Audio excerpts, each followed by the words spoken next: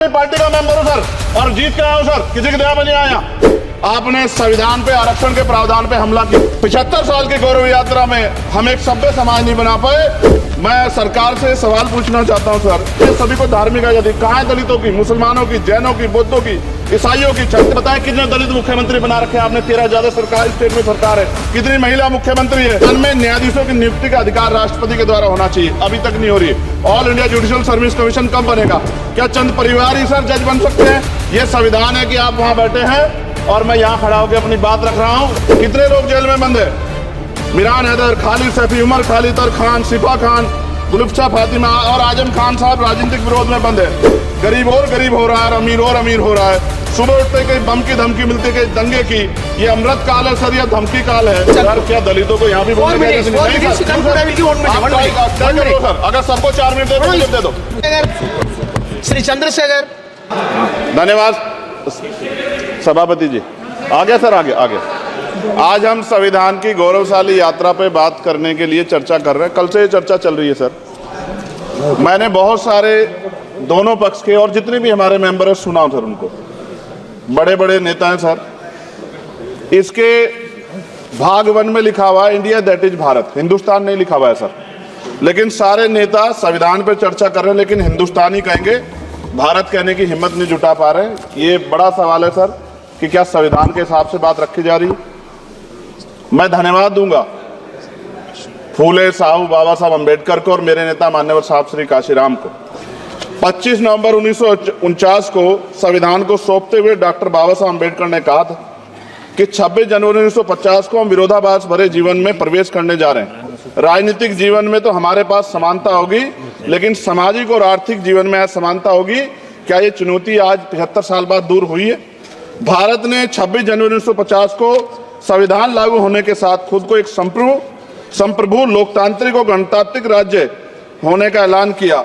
लेकिन सर उस समय संविधान की स्थिति ये थी कि जैसे गांव का कोई आदमी, मैं 50 की बात कर रहा हूं, वो 50 साल पहले शहर में आ जाता और बड़े लोगों की महफिल में चला जाता, उस जहां वो खाना खा रहे हो, और वो टेबल पे नैपकिन को खा के जो है ये कहता कि ये तो फीका, क्योंकि वो जानता ही नहीं था, वो समझता नहीं था संविधान को। संविधान है क्या? संविधान उसके लिए महज दस्तावेज था। ये जिम्मेदारी थी राजनीतिक दलों पे कि वो संविधान को व्यवहार में लेके आते। और इसके इतने सारे आर्टिकल हैं, अगर इनको व्यवहार में लाया जाता तो मुझे लगता कि आज देश बहुत बदल गया होता। बाबा साहब ने कहा था कि लोकतंत्र भारतीय भूमि का केवल ऊपरी पोशाक है, उनके अनुसार यहाँ की संस्कृति अनिवार्य तौर पर लोकतांत्रिक है। भारत जैसे गरीब और गैर बराबरी वाले देश में संविधान के जरिए छुआछूत खत्म करना, वंचितों के लिए सकारात्मक उपाय करना, सभी वयस्कों के लिए मतदान का अधिकार देना और सबके लिए सम्मान अधिकार तय करना, ये बहुत बड़ी उपलब्धि थी सर। ये संविधान है कि आप वहां बैठे हैं और मैं यहाँ खड़ा होकर अपनी बात रख रहा हूं। और इस देश में आदिवासी महिला के तौर पे जो है राष्ट्रपति बनी है, और प्राइम मिनिस्टर तो नहीं बना, लेकिन शेड्यूल कास्ट के बड़े नेताओं को भी जो है राष्ट्रपति बनने का मौका मिला। ये संविधान की देन। अगर वोट हम पे नहीं होता तो शायद अमीर और जो राजा महाराजा खुद को मानते हैं हमारी गलियों तक नहीं आ पाते, हमारे हाल नहीं जान पाते। आजादी का मतलब सर सिर्फ अधिकार पाना भर नहीं है। इसके लिए हमारे संविधान में सरकार और नागरिकों के अधिकारों के साथ साथ उनके कर्तव्यों का विस्तार से उल्लेख किया गया है।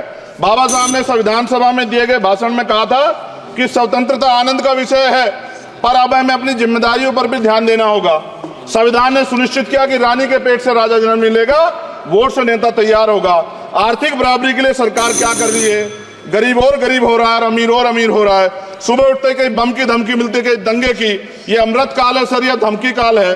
कितना बढ़ रहा है? आर्टिकल 15 सर, भारत में आज भी घोड़ी चढ़ने बैठने होती है सर। क्या दलितों को यहाँ भी बोलने का सर? अगर सबको 4 मिनट दे दो। ये भेदभाव नहीं चलेगा दलितों के साथ। Time is 4 minute, don't waste. भाई सर आप क्या करो, अगर सबको 4 मिनट दिए तो आप मना करो, मैं बंद कर देता हूँ उसको। क्या दलितों को सबसे आखिरी में नंबर मिलेगा और बोलने का मौका मिलेगा? क्या मजाक कर रहे हैं सर आप? नो, ये all independent people are having only 4 minutes. You take sir. Independent में अपनी पार्टी का मेंबर हूं सर और जीत के आया हूं सर, किसी की दया में नहीं आया। Take 1 minute and finish sir. कल भी बोले तो एक दलीय पार्टी के लोग, आप मौका दो सर।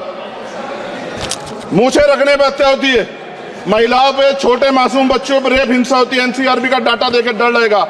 यही 1 किलोमीटर में संविधान को जला गया। और महाराष्ट्र के परभनी में अभी भी संविधान को नष्ट किया गया उसकी कॉपी को।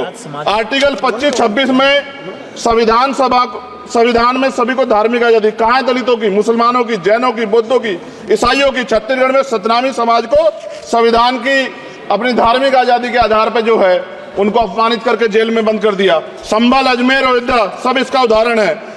ये सरकार आलोचना डरती है। कितने लोग जेल में बंद है? मिरान हैदर, खालिद सैफी, उमर खालिद खान, सिफा खान, गुलफ्शा फातिमा और आजम खान साहब राजनीतिक विरोध में बंद है। सरकार यहाँ बैठी है, सरकार सामाजिक न्याय की बात करती है। बताए कितने दलित मुख्यमंत्री बना रखे हैं आपने? 13 ज्यादा सरकार स्टेट में सरकार है। कितनी महिला मुख्यमंत्री है? आपकी सरकार ने सुप्रीम कोर्ट के आदेश के बाद रिजर्वेशन प्रमोशन में जारी नहीं किया। और ओबीसी को पॉलिटिकल रिजर्वेशन आप देंगे नहीं देंगे, आप बताने का काम करें। मैं 75 साल की गौरव यात्रा में हम एक सभ्य समाज नहीं बना पाए, इसलिए जाति आधार पर SC ST OBC के बच्चों को प्राइमरी स्कूल से लेकर उच्च संस्थानों में भेदभाव किया जाता है। सरकार निरंकुश हो गई, कोई बुलडोजर से कार्रवाई करता है। कल मंत्री जी ने कहा हमने राष्ट्रीय पिछड़ा वर्ग आयोग बनाया, 69 शिक्षक भर्ती में उसकी सिफारिशों को नहीं माना। EWS के जरिए आपने संविधान पे आरक्षण के प्रावधान पे हमला किया। 1 मिनट में खत्म कर रहा हूं सर। संविधान सर न्यायपालिका में आर्टिकल 124 ये कहता है सर, ये अधिकार जो है। Sanjay sir ji please conclude sir 1 minute में प्लीज संविधान में न्यायाधीशों की नियुक्ति का अधिकार राष्ट्रपति के द्वारा होना चाहिए, अभी तक नहीं हो रही है। All India judicial service commission कब बनेगा? क्या चंद परिवार ही सर जज बन सकते हैं? और आज हम सर, मैं सरकार से सवाल पूछना चाहता हूं सर, सेवाओं में SC ST OBC वर्ग का कितना प्रतिनिधित्व है? भारत सरकार के मंत्रालयों के अधीन PSU में, बैंकों, बीमा कंपनियों में और स्वस्थायी संस्थानों में आउटसोर्स तथा कॉन्ट्रैक्ट पर वर्तमान कार्यरत कर्मचारी कुल कितनी संख्या है? आउटसोर्स और कॉन्ट्रैक्ट में कार्यबल SC ST OBC कितना प्रतिशत है?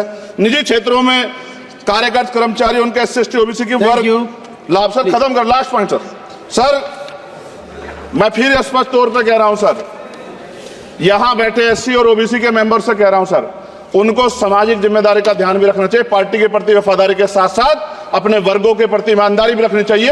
ईमानदारी नहीं होगी तो इन वर्गों का भला नहीं हो सकता और हमें बहुत सरकारों से उम्मीद नहीं है। बहुत बहुत धन्यवाद सर। Thank you. बहुत बहुत धन्यवाद सर। आज संविधान की ऊपर चर्चा करने के लिए आपने